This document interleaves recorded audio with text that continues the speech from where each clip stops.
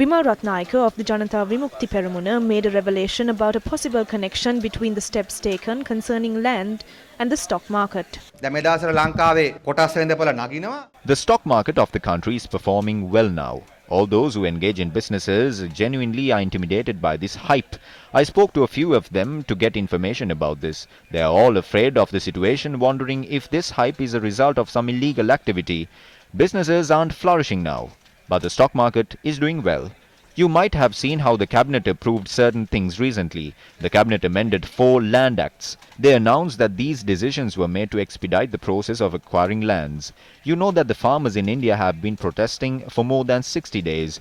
Even they are talking about 3 acts. This government is doing exactly what Modi's government is doing in India, where large-scale corporations can acquire lands. If anyone is trying to acquire a land, nobody can file a case in courts.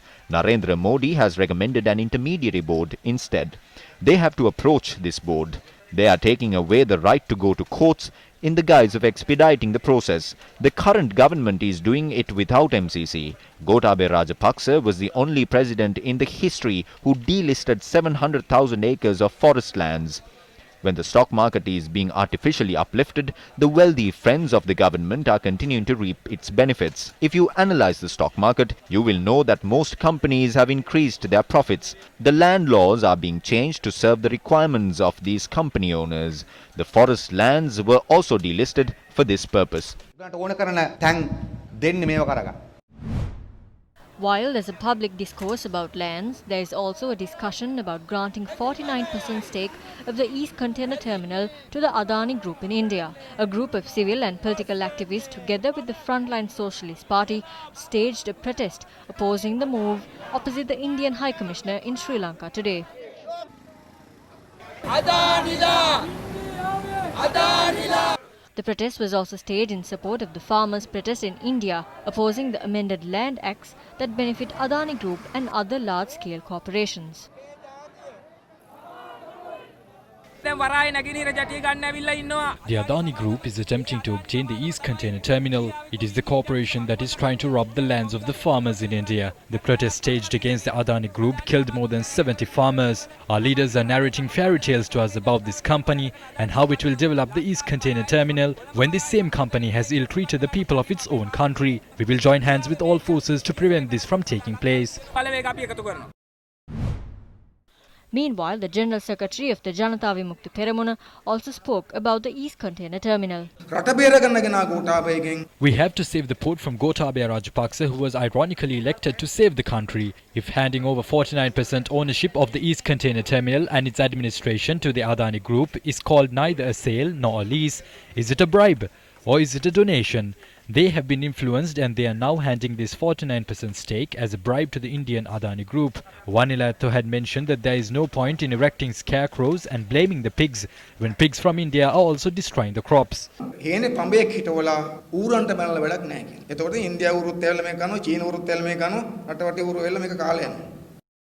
What are the international airlines which have already agreed to resume flights? All the airlines who are willing to come to Sri Lanka, we welcome them, and anybody can come to Sri Lanka. Before the COVID situation, there were about 26 flights regularly came to Sri Lanka. During the COVID time, it came down to 7 airlines. I'm talking about the passenger airlines, not the cargo. So after 21st of January, we are hoping that all the airlines will come to Sri Lanka. What are these 7 airlines? I mean, have you spoken to them? I mean, does it include... We had a discussion with all the airlines, country managers, and we have explained how we are going to operate the system.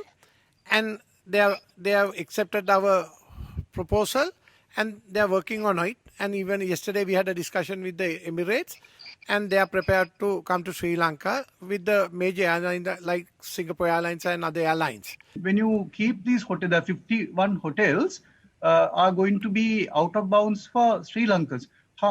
Is it practically possible to keep the locals out of the hotels? We have selected 153 qualified for 153 qualified for safe and secure hotels, and from out of that, 53 hoteliers, they accepted our offers and they are willing to come as a stage 1 hotel.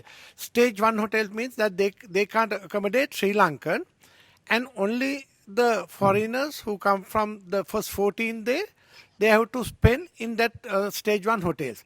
But we have kept it open for the other hoteliers. There are about 3,300 hoteliers who are registered on the tourist board, and we have given the offer to them as well. But most of the hoteliers, they are not willing to take that offer because they are having weddings and all etc. So at the moment there are about 53, and we have kept it open, and the others also can join us. Now, you want to keep tourists and locals out, but in some of the hotels, especially beach hotels, how do you prevent vendors coming and accessing these people?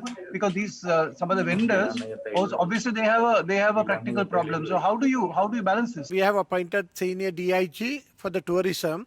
We had a discussion with them because once we identify the hotels, if it's the beach side, the vendors and them, they can't come near that area.